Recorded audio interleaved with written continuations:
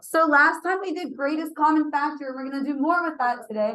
And I'm going to teach you a new type of factoring, which is called grouping. You need grouping when you have 4 terms. So that's 4 items added or subtracted together. Are you with me here? So you're going to need to be able to identify like, hey, when do I need to do grouping? So we're going to walk through this example together, and then I have a bunch that we're going to try. So step 1, you're going to group the first 2 terms together and the last 2 terms together. That means you're just going to put parentheses around them. You're going to put parentheses around these first 2 and then parentheses around the second 2. And what you want to notice is, do you see how I included the plus sign with the 2x in the parentheses? That's important. Whatever sign is there, positive or negative, you want to include that. Then you're going to identify the greatest common factor for each of them. Basically, you're breaking it into 2 separate problems. So I'm going to cover this up. Just pretend it's not even there. What is your greatest common factor for just x? Good. Do you see how they both have an x? All right. So that one's x. Now I'm going to cover this up. What's your greatest common factor just for these 2? 2. Now, specifically, it's a positive 2. Sometimes you would take out a negative number if there's a negative there. So you have to be aware of the sign of it. Okay. So we identified the greatest common factor for each of them. You're basically breaking it into 2 separate problems. Then you're going to factor out the greatest common factor for each of them. So again, I'm going to cover this up. We're just going to do the first half. So we're going to take out the x, put our parentheses, and then we're going to do what's left when we divide by x. And if you want to write divided by x, you can do that. If you can do it in your head, if you're starting to be like, oh, okay, I can do that without writing that step, then that's fine. What's going to be left when you divide out the x?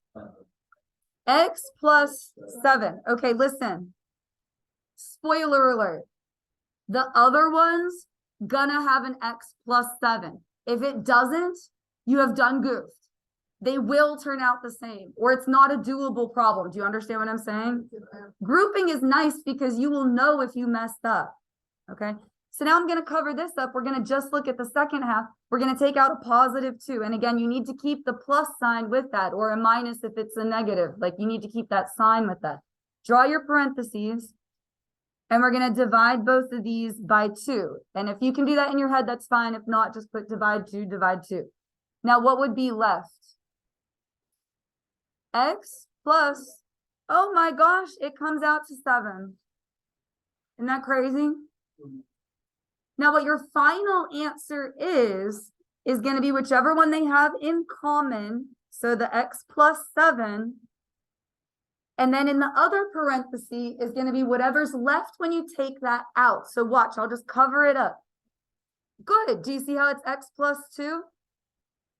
Like when I cover these up? And that's your final answer. We're just going to try it a bunch more times. Okay, now I have 6 examples on here. If we do a few of them and you're like, we got it, then I'll like let us be. But you learn by repetition. So let's just try a few. And what you want to notice is there's 4 terms. Do you see how there's 4 things here?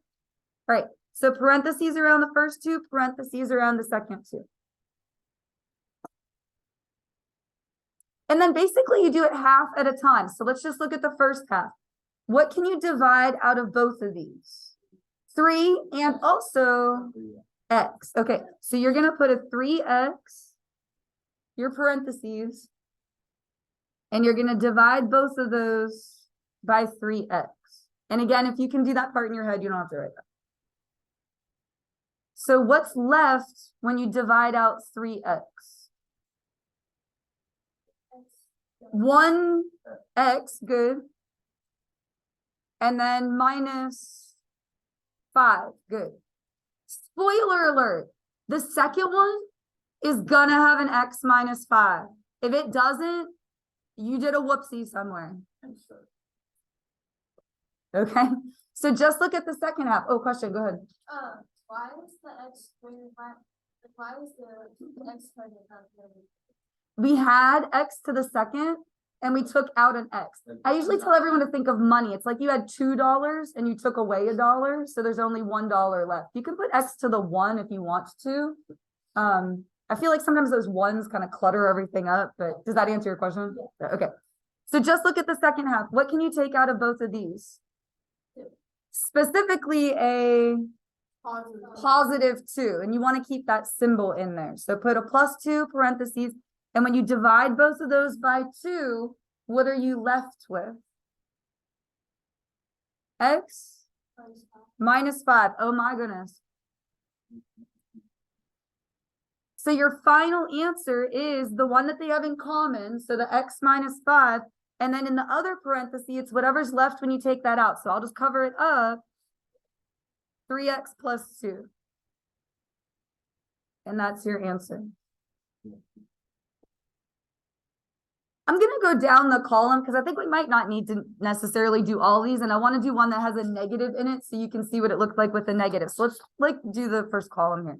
All right, so look at number 3.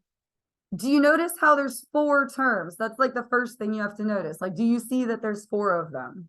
Okay, yes. Then you're like, well, let me group them together. And do you see how this minus sign goes with the 7? Like that's together. Yeah, like it's negative. Okay, so just look at the first half. What can you divide out of both of those? Like, what have they both got? An x, a 1x. Okay, so we're going to take out an x. And if you want to write divide x, then you can do that. So what's left once you divide? This is your tug of war all over again. X + 2. Hey guys, what's the second one going to have in it? An x + 2. So I'm going to cover this up. Now, when you look at these, you're not going to take out 7. You're going to take out -7. You're dividing by a -7. So that's what it's going to look like when you need, bless you, when you need to take out a negative. Go ahead. And that's why it's so important to keep this symbol in there. Yeah. Well, hold on. Just let me get there. Okay. So put your parentheses. When you divide by a -7, do you see all these negatives are going to cancel? You're going to be left with x. And then -14 divided by -7 will be +2. And oh my gosh, they both have an x + 2. So your final answer will be x + 2. And then what will go in the other parenthesis? X -7. And that's why it's so important to keep that minus in there. Let me do one more and then I'll have you guys try one. And then if we're okay, we'll stop there. Let me do number 6 because it has different letters in it and that sometimes tends to bother people. So we'll do number 6. Again, do you see how there's 4 of them? 4 terms, right? That's the first thing you have to notice is like, hey, there's 4 terms. So put your parentheses. You want to do the first half and then the second half. So I'll cover this up. What can you divide out of both 4 and 8? Okay, you can take out 4.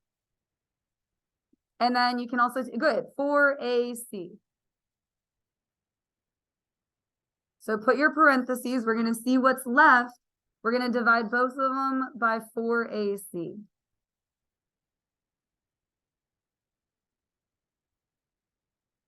So what would be left after you divide that? For the first one, the 4s would cancel. What would still be there? An A?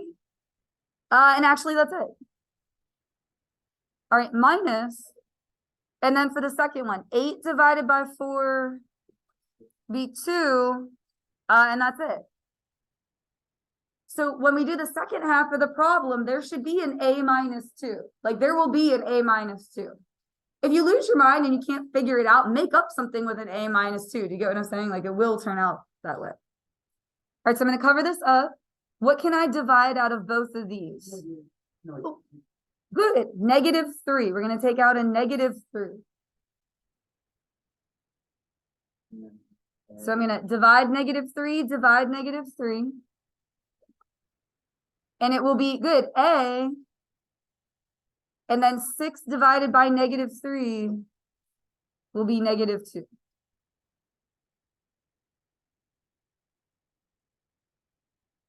And so then your final answer would be the A -2. And then I usually just cover these up. What will go in the other one? 4AC. 4A, like the other stuff, right? 4AC -3. I want you guys to try number 5, and then we'll go over it. So what did you guys take out for the first half of the problem? 5 and then also x squared. Good. So when we divide 5x squared, hey guys, you guys should be checking your answer. You would be left with, what would that be? 2x, good, minus 5. Perfect. The second half is going to have a 2x minus 5. So I'm going to cover this up. What can you divide out of both of these? 2, and specifically a positive 2. Whether it's positive or negative, you want to keep that symbol in there. And when you divide both of those by 2, you do get 2x minus 5. And so then your final answer is the 2x minus 5 that they have in common. And then I'll cover it up. What goes in the other one? 5x squared plus 2. I'll do the other two and post it to Schoology. If you're interested, you can try them and check your answer. But it seems like are we okay?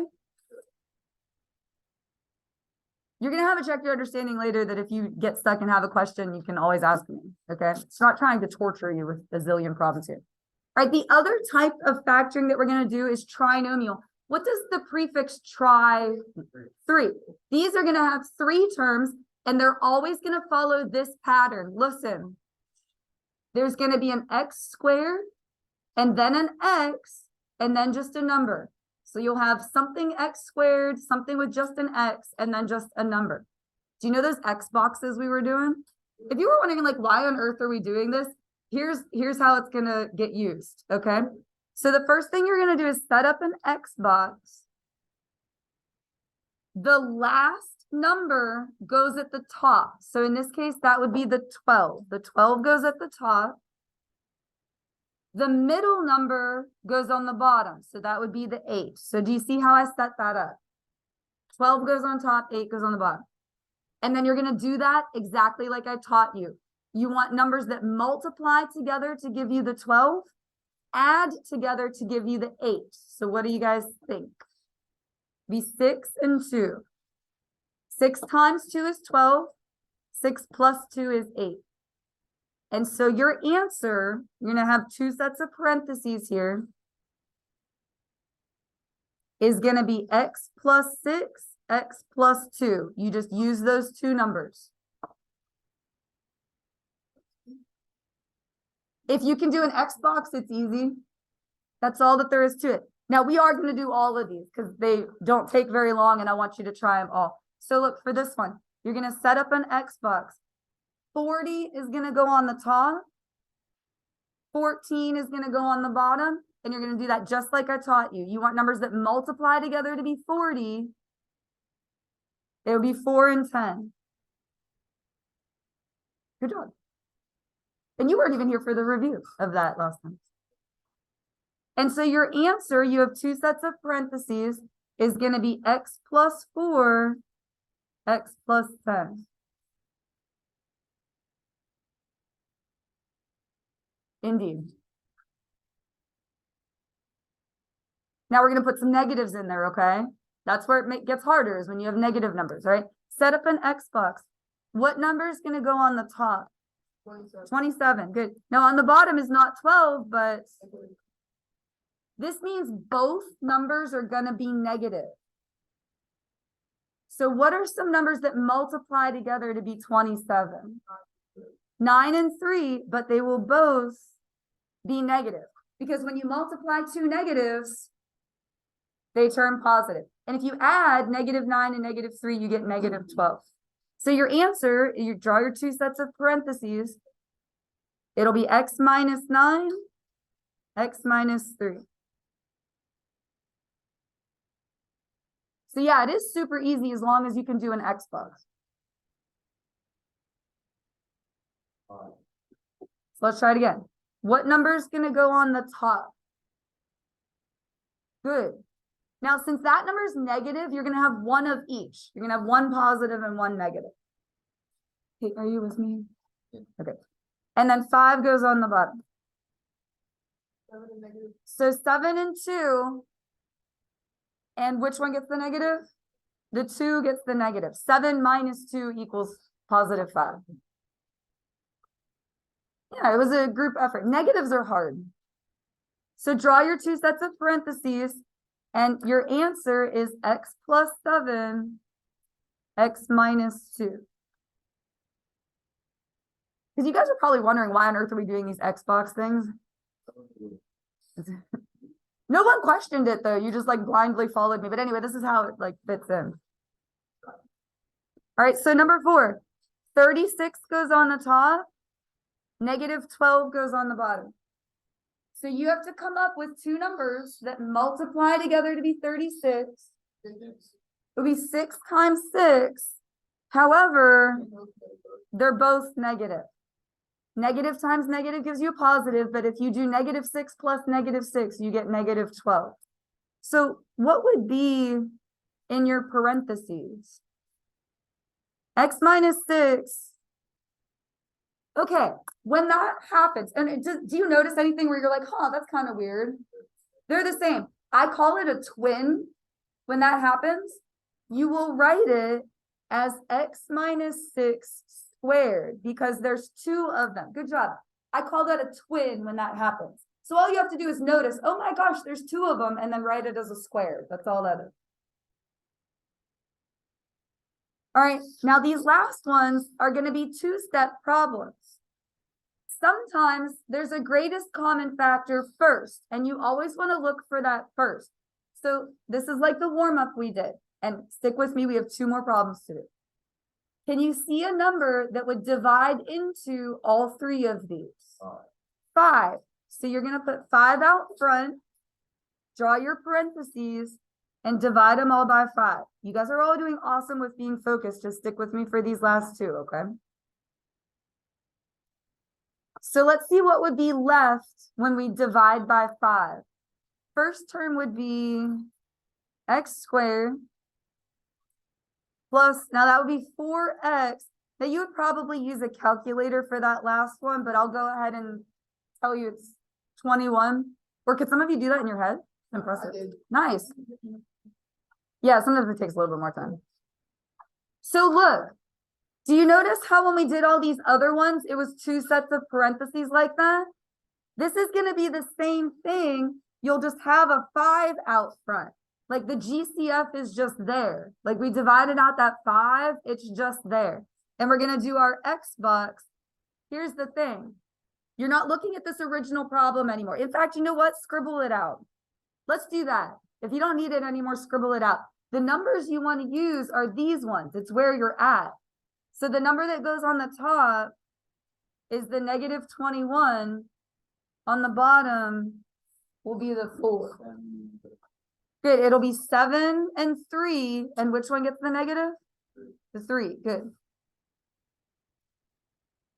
So in these parentheses, it'll be x plus 7, x minus 3. And just don't forget about the 5 that's out front. Like after you do the greatest common factor, it sort of just sits there. We're going to just try one more like that. It wasn't even that much writing. All right, good. We can take 3. You're already ahead of me. We can take 3 out of each of those. We can divide a 3 out. And are you also noticing how it's an x squared, an x, and then a number? Like the pattern is important because on this side, how did we notice we needed grouping? What was special about these ones? They have 4 terms. Their trinomials follow this pattern, x squared, x, and then a number. So you have to like notice what kind of a pattern you have. All right, so when you divide out 3, what's left? Or you're done with the whole problem. I flipped over to do a 10-second explanation and some of you are done. All right, so you'd be left with x squared minus 5x plus 6. Scribble this out. That's going to be my rule. Scribble it out when you're done with it because you don't want to look at those numbers anymore. Your answer is going to be 3 and then your 2 sets of parentheses. And you're going to set up your X box. What do you put on the top? See, that's why it's important to scribble that out. 6, and then on the bottom. So they're both going to need to be negative. Good. Good. -3 and -2.